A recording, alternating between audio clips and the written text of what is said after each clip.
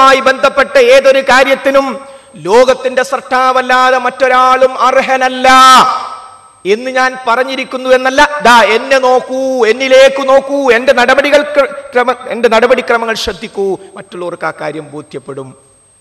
അതേപോലെ എനിക്ക് ജീവിതത്തിനൊരു മാതൃകയുണ്ട്. എല്ലാ രംഗത്തും എൻ്റെ മാതൃക മഹാനായ നബി കരീം സല്ലല്ലാഹു അലൈഹി വസല്ലമയാണ്. അതിനും നമ്മൾ സാക്ഷിയാണ്.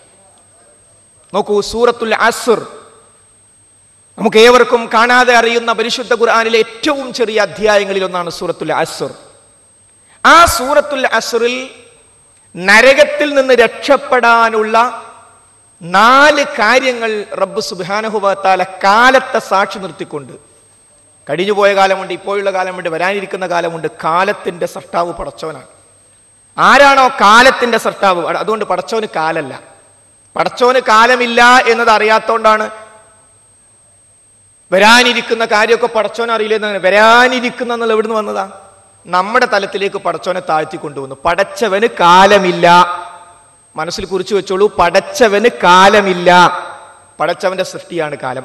പടച്ചവന്റെ സൃഷ്ടിയായ കാലത്തെ സാക്ഷ്യം വെച്ചുകൊണ്ട് പറയുന്നു, ഇന്നൽ ഇൻസാന ലഫീ ഖുസ്ർ, തീർച്ചയായും മനുഷ്യൻ നഷ്ടത്തിലാണ്.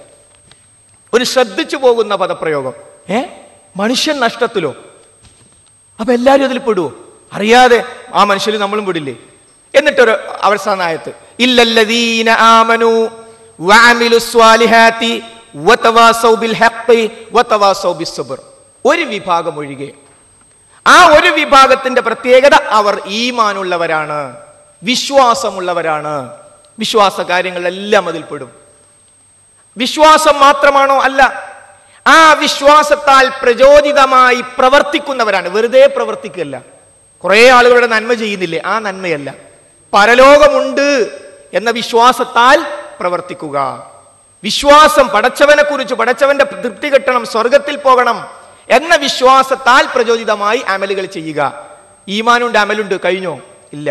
വതവാസൗ ബിൽ ഹഖ്, താൻ മനസ്സിലാക്കിയ ആ വിശ്വാസവും അതനുസരിച്ചുള്ള കർമ്മങ്ങളും പിടിച്ചു വെക്കാൻ കഴിയോ? ചുറ്റുഭാഗങ്ങളിലെ ആൾക്കാരെ അടുത്ത് പറഞ്ഞു കൊടുക്കാതിരിക്കാൻ പറ്റുമോ? കഴിയില്ല. കാരണം അവൻ ഉറപ്പാണ് മരിച്ചാൽ ജീവിതമുണ്ട്, തൊട്ടടുത്തിരിക്കുന്ന സുഹൃത്തിന് ജീവിതമുണ്ട്, എന്നെ നേരത്തെ ഫോണിൽ വിളിച്ച സുഹൃത്തിന് ജീവിതമുണ്ട്, എൻ്റെ പെങ്ങൾക്ക് മരണാനന്തര ജീവിതമുണ്ട്. അപ്പൊ പറഞ്ഞു കൊടുക്കണം. അത് സ്വയം ഉൾക്കൊണ്ടുകൊണ്ട്, തവാസോ എന്ന് പറഞ്ഞാൽ വെറുതെ പറയല്ല, സ്വയം ഉൾക്കൊണ്ടുകൊണ്ട് അത് സത്യത്തെ ഉപദേശിക്കുക. ഈ കാര്യം വെറുതെ നടക്കില്ല, ക്ഷമ വേണം. ആ കാര്യങ്ങൾ നടത്തുമ്പോൾ പൂവമ്പഴം ഇരിഞ്ഞെടുക്കുന്നത് പോലെ സന്തോഷവും സംതൃപ്തിയും അല്ല ഉണ്ടാവുക. പരിഹാസങ്ങൾ വരാം, ടെൻഷനുകൾ വരാം, പലതരത്തിലുള്ള പരീക്ഷണങ്ങൾ വരാം. ക്ഷമ കൊണ്ട് പരസ്പരം ഉപദേശിക്കുകയും ചെയ്യുന്ന ഈ 4 സ്വഭാവങ്ങൾ ഒത്തിണങ്ങിയ ഒരു വിഭാഗം നരകത്തിൽ നിന്ന് രക്ഷപ്പെടും, നഷ്ടത്തിൽ നിന്ന് രക്ഷപ്പെടും. അതുകൊണ്ട് അറിയുക, സൂറത്തുൽ അസ്ർ നമ്മളെ പഠിപ്പിക്കുന്നത് സ്വർഗത്തിൽ പ്രവേശിക്കാൻ, നരകത്തിൽ നിന്ന് രക്ഷപ്പെടാൻ, ഈ നാം മനസ്സിലാക്കിയ സത്യത്തെ മറ്റുള്ളവർക്ക് പറഞ്ഞു കൊടുക്കുക എന്നത് നമ്മുടെ ബാധ്യതയാണ്. നമ്മൾ എഴുതി കൊടുത്ത കുറിപ്പുകളിൽ ചില സംശയങ്ങളിൽ ഒന്ന് അതാണ്. നമ്മളൊക്കെ പ്രവാചകന്മാരുടെ കാലശേഷം സാധാരണക്കാരായ നമ്മളൊക്കെ ഈ പ്രവർത്തനം ചെയ്യേണ്ടതുണ്ടോ? അതിനുള്ള ഉത്തരമാണ് സൂറത്തുൽ അസ്ർ. പിന്നീട് ഞാൻ എൻ്റെ തുടക്കത്തിൽ ഓതി വെച്ച പരിശുദ്ധ ഖുർആനിലെ 31-ാമത്തെ അധ്യായം, സൂറത്തുൽ ലുഖ്മാനിലെ 17-ാമത്തെ സൂക്തം. സൂറത്തുൽ ലുഖ്മാൻ പേര് കിട്ടാൻ തന്നെ കാരണം ഒരു പിതാവ് മകന് നൽകുന്ന വിശദമായ ഉപദേശമുണ്ട്. നമ്മളൊക്കെ കാണാതെ പഠിക്കേണ്ട, ഇടക്കിടക്ക് ഓതി നോക്കേണ്ടതാണ് ആ ഉപദേശങ്ങൾ. അങ്ങോട്ട് പ്രവേശിക്കാൻ സമയമില്ല.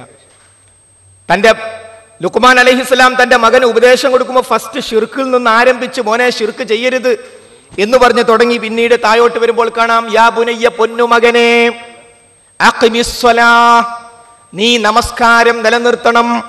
തീർന്നില്ല, വഅ്മുർ ബിൽ മഅറൂഫി വൻഹ അനിൽ മുൻകർ, നീ സദാചാരം കൊണ്ട് കൽപ്പിക്കുകയും ദുരാചാരത്തെ വിരോധിക്കുകയും വേണം, അഥവാ നന്മ കൽപ്പിക്കുകയും തിന്മ വിരോധിക്കുകയും വേണം. വസ്ബിർ അലാ മാ അസ്വാബക, നിനക്ക് ബാധിച്ചിട്ടുള്ളതിൽ നീ ക്ഷമ കൈക്കൊള്ളണം. എന്നിട്ട് ആയത്ത് അവസാനിക്കുന്നത് ഇന്ന ദാലിക മിൻ അസ്മിൽ ഉമൂർ, ഖണ്ഡിതമായി നിർദ്ദേശിക്കപ്പെട്ട കാര്യങ്ങളിൽപ്പെട്ടതാണത്. ഒരിക്കലും ഒഴിവാക്കാൻ പറ്റാത്തതല്ലേ നമസ്കാരം? ക്ഷമയില്ലാതെ ജീവിതം മുന്നോട്ട് കൊണ്ടുപോകാൻ സാധിക്കുമോ? ഈ ക്ഷമയുടെയും നമസ്കാരത്തിന്റെ ഇടക്ക് വെച്ചു കൊടുത്തു വഅ്മുർ ബിൽ മഅറൂഫ് വൻഹ അനിൽ മുൻകർ, നന്മ കൽപ്പിക്കുകയും തിന്മ വിരോധിക്കുകയും ചെയ്യുക. ഇതിലപ്പുറം ഒരു തെളിവ് ആവശ്യമില്ലല്ലോ. അപ്പോൾ എല്ലാ മുസ്ലിങ്ങളുടെയും ബാധ്യതയാണ് മനസ്സിലാക്കിയ സത്യം. സത്യത്തിൽ ഏറ്റവും വലിയ സത്യം എന്താ? ഫഅലം, മുഹമ്മദേ നീ അറിയണം, നീ പഠിക്കണം, നീ മനസ്സിലാക്കണം. അന്നഹു ലാ ഇലാഹ ഇല്ലല്ലാഹ്, 47-ാമത്തെ അധ്യായം സൂറത്ത് മുഹമ്മദിലെ 19-ാമത്തെ സൂക്തം. ഫഅലം, നീ അറിയണം, നീ പഠിക്കണം, നീ മനസ്സിലാക്കണം. അന്നഹു ലാ ഇലാഹ ഇല്ലല്ലാഹ്, കാര്യം അല്ലാഹു അവനല്ലാതെ ആരാധ്യനില്ല എന്ന വിഷയം. അതാണ് ഏറ്റവും വലിയ വിവരം.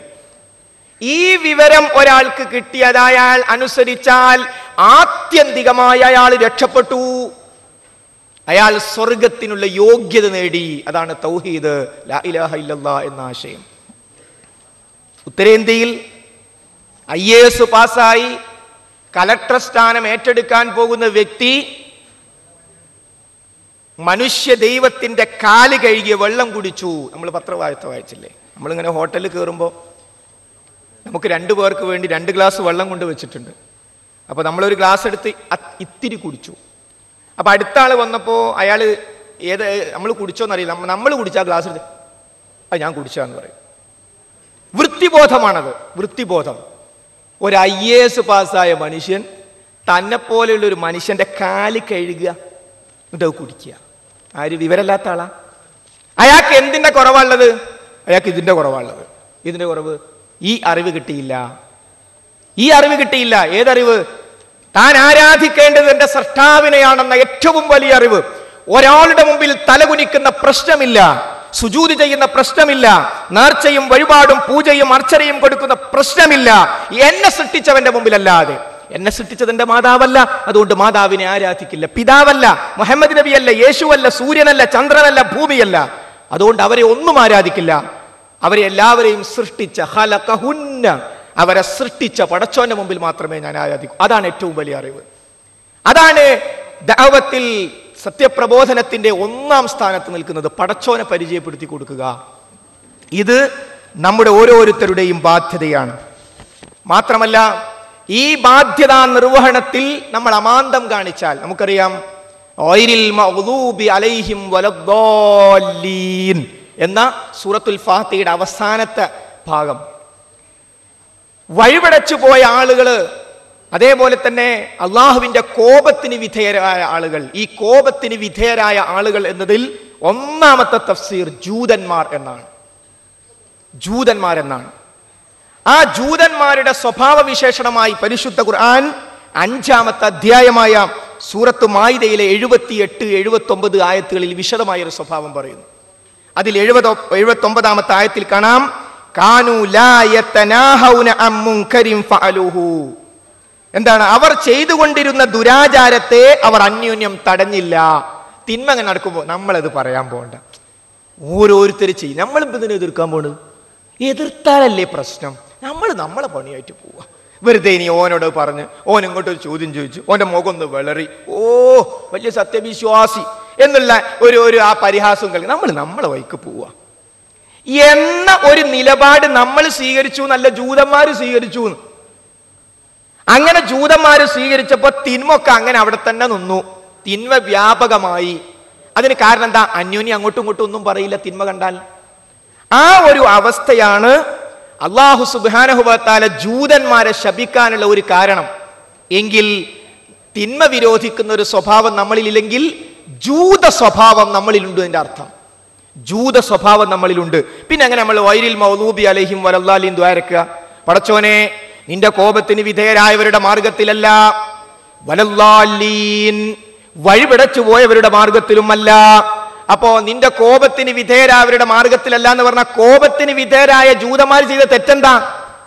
അവർ ചെയ്ത തെറ്റുകൾ ഖുർആൻ എണ്ണി എണ്ണി പലയിടങ്ങളിലായി പറയുന്നതിൽ ഒന്ന്, കാനൂ ലാ യതനാഹൗന അൻ മുൻകരിൻ ഫഅലൂഹു. അവർ ചെയ്തുകൊണ്ടിരുന്ന ദുരാചാരത്തെ അവർ പരസ്പരം അന്യോന്യം ഉപദേശിച്ചില്ല, തടഞ്ഞില്ല, വിരോധിച്ചില്ല. ഈ സ്വഭാവം നമ്മളിൽ ഒരിക്കലും ഉണ്ടാകുവാൻ പാടില്ല. അപ്പൊ അതുകൊണ്ട് നമ്മുടെ ജീവിതത്തിന്റെ ഭാഗമായി മനസ്സിലാക്കിയ സത്യത്തെ അന്യോന്യം പറഞ്ഞു. ഇത് കേൾക്കുമ്പോൾക്ക് ഒരു മൗലവിയാണെന്നാ ഇപ്പൊ നിങ്ങൾ പറയുന്നത്? അല്ല, നമ്മൾ ഈ സെമസ്റ്ററിന്റെ തിരക്കിൽ മറ്റേ തിരക്ക്